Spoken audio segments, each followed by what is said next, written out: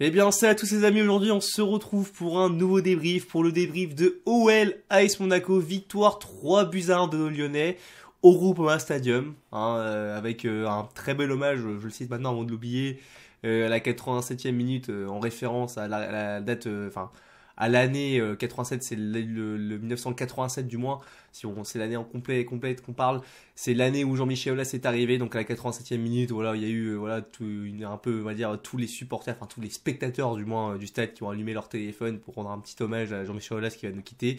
Enfin, qui va nous quitter. On parle bien sûr de la direction, hein, pas de la vie. Il a encore des choses à faire, j'espère.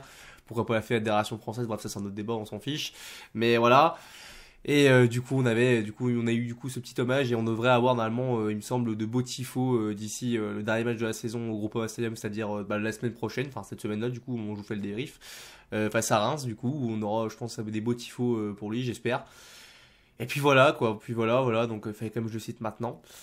Du coup, les gars, bon bah, on va parler de ce match, hein, de cette victoire qui, bon, personnellement, j'ai pris vraiment du plaisir, hein, il n'y a pas de souci, mais une victoire, on va pas se mentir, les gars, qui est assez anecdotique maintenant. Hein, je pense que là, c'est un peu officiel. Je pense que là, on ne jouera pas réellement de coupe, à moins vraiment un miracle, mais on ne jouera pas de coupe d'Europe, ni de Conference League, ni d'Europa League, rien du tout.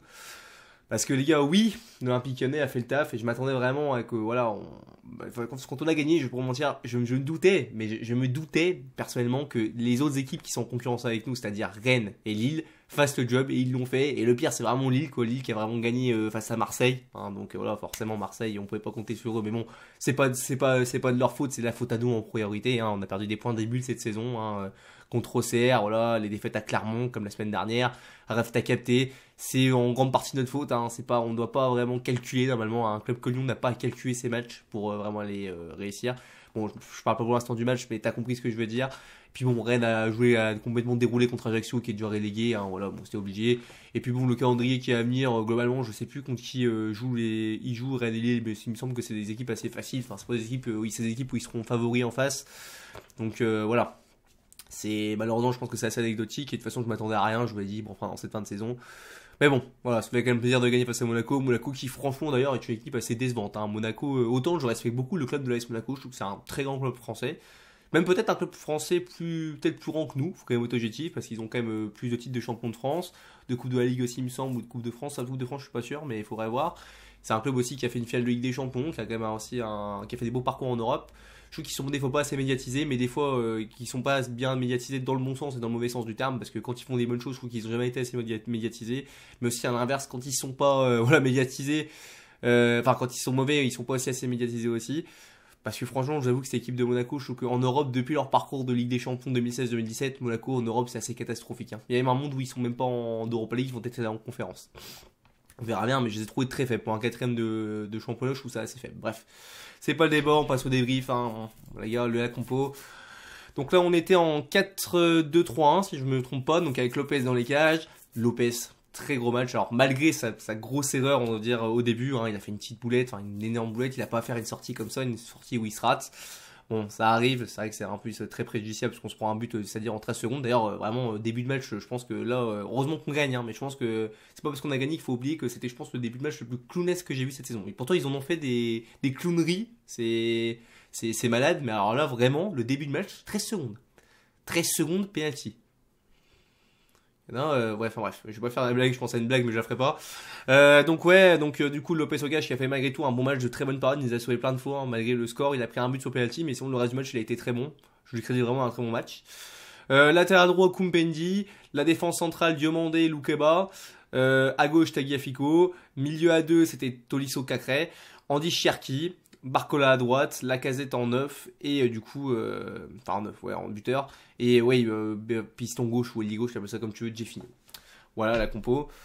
Écoutez, un match où personnellement en première mi-temps qui était en demi-teinte pour ma part, que première mi-temps j'ai trouvé qu'on n'a pas été mauvais quand même dans le début, enfin dans la première période, mais c'était assez équilibré. J'ai l'impression qu'on avait vraiment une équipe coupée en deux. Il y avait des matchs, il y a des joueurs qui en première période ont fait vraiment leur match, vraiment notamment je pense même tout le match. Hein, je pense que Lopez a fait vraiment tout le match. Lacazette encore une fois une énorme combativité. Encore un but hein, ce soir aussi, hein, Lacazette qui marque à tous les matchs, qui me semble au moment où je vous parle, il a marqué plus de buts qu'Haaland dans l'année 2023 pour la saison, mais de l'année 2023, sachant qu'on connaît la machine Haaland, mais même Mbappé il a plus de buts que lui, je parle en 2023. Donc ouais, hein, la Casette, on cessera jamais de le dire assez, mais franchement, enfin, on ne le dira jamais assez. Je sais pas si c'était français ce que je viens de dire avant, mais franchement, la Casette, énorme joueur, énorme retour à Lyon, hein, plus que réussi. C'est une dinguerie d'avoir réussi à avoir un joueur de cette qualité-là. C'est immense, franchement, il est immense et j'espère, bon, vraiment, ça son prochain il devrait rester, mais j'espère qu'il aura le même régime parce que franchement, il pourrait nous faire beaucoup de bien. J'ai beaucoup aimé aussi, bon là, des joueurs comme d'habitude, je pense notamment à Loukeba. Je pense aussi à Jeffinho qui joue enfin un titulaire. Putain, ça fait du bien d'avoir un Jeffinho titulaire. Il fait pas un match non plus extraordinaire, tu vois. Mais franchement, lui, c'est un joueur que j'aime beaucoup parce qu'il apporte vraiment de la percussion, il a de la technique, aussi de la technicité. Enfin, je sais pas si ça se dit comme moi aussi. Mais je le trouve vraiment très bon, Jeffinho. Moi, je trouve vraiment qu'il est pas exceptionnel, tu vois, mais il apporte vraiment du danger offensif. Et ça, putain, qu'est-ce que ça a pu nous manquer, notamment la saison dernière et même cette saison parfois. Qu'est-ce que des fois ça peut manquer, ça fait du bien. Surtout quand tu vois la première mi-temps de Cherki que je vais y venir d'ailleurs maintenant. Enfin, je vais y venir maintenant. Alors Cherki, vous voyez Cherki, c'est son match, ça représente le joueur qu'il est. Cherki, c'est un joueur, tu sais, qu'il est bourré de talent, tu vois, enfin, qu'il est vraiment qu'il est débile, que genre c'est un joueur, il est bourré de talent, on sait tout ça, mais qui malheureusement a un QI foot parfois très limité, qui des fois te rend fou parce que voilà, il fait pas les passes au moment, il fait des talonnades qui ne servent à rien, il va pas dans le sens du jeu, il fait des frappes de pucelle parfois, voilà, ça me fait penser un peu à Awar, il y a des frappes de merde. Mais alors autant, c'est un joueur, et ça on peut pas lui retirer comme je viens de le dire, il est bourré de talent. Regardez-moi ce deuxième but, mais le deuxième, pas même le troisième, parce que c'est lui qui marque le troisième but, mais bon, le deuxième but, c'est lui qui fait tout, enfin pas qui fait tout, mais qui avec Cacré fait une grande partie, la roulette qu'il fait. Mais ce type, s'il se mettait beaucoup plus au service du collectif, qu'il jouait un peu plus simple, ça on lui demande ça, joue simple, putain, joue facile. Putain, qu'est-ce qui ferait du bien à Lyon s'il avait, à chaque fois, si les deuxièmes mi-temps, il les faisait toutes, s'il imaginait, on va dire, les 4 matchs sur 5, il faisait à chaque fois les deuxièmes mi-temps qu'il a fait ce soir. Mais ça serait un bonheur, ça serait un énorme plus à cette équipe, bordel de merde. Cherki, c'est frustrant. Voilà, ça fait 4 ans qu'il est professionnel et il est bon comme ça que par moment. C'est chiant parce que putain, c'est magnifique la deuxième mi-temps qu'il nous fait, les gars. Franchement, le deuxième but, mais j'étais même dégoûté qu'il la marque pas, parce que bon, je suis content quand même que Cacré marque, parce que Cacré aussi, il faut le dire, là il a été le temps d'un soir Cacré, voilà, il est revenu sur le joueur que j'ai vu au final 8, hein. Beaucoup de passes vers l'avant, j'ai beaucoup aimé, d'ailleurs Cacré, hein, franchement, là très bon match, c'est pas souvent que je le dis, et c'est pas souvent, j'espère, je pense pas que, bon, bref, je pense à beaucoup de trucs en même temps, excusez-moi, mais Cacré, franchement, très beau match, franchement, j'ai été vraiment satisfait de son match. Beaucoup de jeux vers l'avant, là, ce qu'il fait pas d'habitude. Tu vois, il joue souvent vers l'arrière, il casse jamais les lignes. Même des fois, il a essayé quelques petits dribbles qui sont passés en plus. Hein, vraiment, il t'apporte vraiment il cassait les lignes. Et ça, bordel, qu'est-ce que ça fait du bien. Mais ouais, franchement, voilà. Mais Cherki, oui, je reviens un peu vite fait lui parce que surtout lui qui vraiment moi était l'homme du match. Une certaine raison, je trouve que sa deuxième mi-temps est vraiment monstrueuse. Le départ, le troisième but, mais pareil, c'est un régal. Le mec, la petite différence qu'il fait et tout sous le côté là. En plus, il croise bien sa frappe. Voilà, c'est parfait. Mais Cherki, c'est vrai que c'est frustrant, quoi. Parce que quand tu vois le talent de ce mec, tu te dis putain, il peut me rendre fou. Il m'a rendu fou, par exemple, face à Nantes, pardon, en Coupe de France. Il y a des matchs comme ça, il te rend fou. Mais voilà, enfin bref, c'est comme ça. Mais il va falloir faire quelque chose, Cherki. Moi, je vous dis, il va falloir faire quelque chose. Il va vraiment falloir que s'il reste l'année prochaine, j'ai bien dit s'il reste, hein, moi je sais pas, on se posera la question en fin de saison s'il faut le vendre ou pas. Je ferai une vidéo sûrement là-dessus. Mais s'il reste la saison prochaine, il va falloir vraiment qu'il soit à ce niveau-là. Parce que franchement, bordel de merde. Qu'est-ce que ça ferait plaisir. Pareil pour Cacré. Hein. Cacré, ta saison, pour moi, t'as fait une saison à chier, globalement. Ce match-là, t'as été très bon, mais la saison, ça change pas le fait que pour moi, cette saison de Cacré, elle a été catastrophique. Mais si Cacré était à ce niveau-là, les gars, le reste de la saison, putain, mais qu'est-ce qu'on gagnerait des points. On aurait perdu tellement moins de points. Enfin, bref. Ouais, donc, bon, donc, en gros, le match où il a commencé, on a pris un but très rapidement. C'est vrai que je parle beaucoup des joueurs là maintenant. Du coup, voilà, on a pris un but très rapidement sur penalty de Ben Yedder. Hein, lui aussi, il est infatigable, hein, genre qui ça fait depuis, je pense, ouais, ça va faire 3 ans qu'il joue à Monaco, un peu plus peut-être voire 4 ans maintenant. Voilà, lui aussi toujours décisif avec Monaco, hein, genre c'est peut-être qu'il méritera un club un peu plus huppé, hein, quand j'y pense. Bon, voilà. Après égalisation de la Casette, hein, voilà, je sais plus qui fait la passe D, sur la Casette, mais but, voilà, pleine de combativité. Encore une fois, un but passe hors trait, surface, il est là en renard des surfaces, il marque, parfait. Seconde mi-temps, bah écoutez, ouais, pareil, là on a été beaucoup meilleurs. Je trouve, je vais pas dire qu'on a éteint quand même Monaco, parce qu'il y a un quand même, il y avait encore match. À un moment donné, ils ont eu quelques actions où ils auraient pu nous mettre un but, notamment Golovin que j'aime bien aussi, un très bon joueur à Monaco, j'aime bien le joueur. Voilà. Après, il fait le deuxième but, bah là on en parlait, hein, ce travail de Cacré qui est face à 3 joueurs, qui arrive à se défaire qui arrive à faire sa petite passe, Cherki après qui fait sa petite roulette, enfin sa roulette que je m'attendais pas du tout, j'étais choqué sous le moment, la roulette qu'il fait, qui est, bah, par contre, pour le coup, intelligente, là elle sert au jeu pour le coup, parce qu'elle élimine vraiment un joueur, ouais, il a cassé les reins, je sais plus c'est qui le défenseur, je sais plus si c'était Matisma ou Issadi, je sais plus c'était lequel, mais Oh, il s'est fait casser en deux. Voilà, qui frappe. Bon, je t'ai dit, j'étais dégoûté. D'ailleurs, ça c'est aussi un autre problème aussi de Cherki, au-delà de son cuit-foot et tout. C'est les frappes, hein. Même s'il marque le troisième but, les gars, c'est vraiment une frappe, il la met parce que comment elle est placée, tu vois, et que le goal peut rien faire. Mais il faudrait vraiment que Cherki travaille ce côté tueur. Il faut vraiment qu'il soit tueur aussi. Même si ça indique que lui, c'est plus de base de faire des passes, de mener le jeu.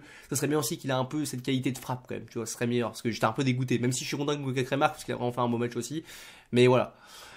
Et puis t'as ce troisième but, bon j'en parlais, il fait sa différence sur le côté, enfin bref t'as compris. Globalement une victoire méritée, hein, je pense qu'il n'y a pas vraiment de débat là-dessus, une victoire méritée face à Monaco. Avec un public, un petit public pas mal, hein, c'était pas rempli non plus contre Marseille, j'étais pas là au stade, mais franchement il y avait aussi une petite ambiance hein, quand même là ce soir. On a certes pas la plus grande ambiance de France, mais il y a quand même une petite ambiance quand même gros pas mal, notamment au virage, hein. Franchement le virage nord les gars, il y a quand même il y a quand même une belle ambiance quand même je trouve. Puis j'en parlais tout à l'heure au début au match, enfin bref voilà. J'ai par contre juste à vous dire, sinon à part ça sur ce débrief, je pense que c'est déjà un petit peu long là. Les tops, les flops, alors les tops je vais les faire. Pour moi, je vais mettre les trois buteurs déjà, c'est-à-dire Lacazette, Cacré et Cherki, parce que pour moi globalement ils font quand même un bon match, même si, parce que moi il y avait une mouche, même si bon Cherki sa première mi-temps est dégueulasse, mais bon la deuxième mi-temps on va dire qu'il se rattrape, on va dire qu'il a eu raison au final. Ouais, il y a eu ça. J'ai bien aimé aussi d'autres joueurs, hein, je pense notamment aux habitués comme Lopez, j'ai dit, à Lukeba aussi qui a fait un bon match. Tolisso aussi, il a pas été trop mauvais aussi. Tolisso, j'ai trouvé plutôt intéressant. Jeffinho, c'était pas non plus. En fait, globalement, ce qui est plus compliqué, c'est de faire les flops. Alors, même si j'en ai un quand même, c'est Diomandé. Diomandé, je le trouve vraiment pas bon. Diomandé, franchement, c'est un bon petit joueur, Diomandé, mais c'est trop insuffisant pour moi, pour le haut niveau. Enfin, personnellement, je trouve. Enfin, pour jouer à Lyon, c'est un peu, je trouve, limite comme Diomandé. J'en parlerai aussi en fin de saison de ça. Il y a ça. Koumbedi, ça pourrait après être intéressant. Après, en seconde, je trouve que ça s'est un peu éteint quand même. Et du coup, sinon à part ça, il n'y a pas d'autre chose à dire. Tagliafico peut-être un peu en dessous, mais c'est pas non plus catastrophique. Enfin bref, pas grand chose d'autre à dire sur ce débrief. On se retrouvera du coup les gars la semaine prochaine pour le débrief de Lyon-Reims. Hein. Voilà, je sais plus quand c'est le match. Pour l'avant-dernière journée de ce championnat. Bon, en espérant un faux pas des autres et une victoire et que nous on fasse le job derrière. Il n'y a que ça à espérer maintenant. J'y crois pas, mais bon, on peut continuer à espérer quand même. Il nous reste 2 matchs, on sait jamais. Hein. Tout est possible dans le foot. Puis voilà, n'hésitez pas à donner votre avis, que ce soit en pouce bleu, en pouce rouge. Hein. Aussi, n'hésitez pas à donner votre avis en commentaire. J'accepte tous les commentaires tant que c'est dans le respect, pas d'insultes s'il vous plaît. Moi, je suis prêt au débat. Mais voilà. Bref. C'est tout ce que j'ai à vous dire sur ce débrief. On se retrouve du coup à la prochaine pour une prochaine vidéo, à part c'est une grosse actualité hors débrief. Et puis voilà. C'était du coup Tata Noël et on se retrouve à la prochaine pour une prochaine vidéo. Je me répète. Bon allez, à plus les amis et allez l'OL.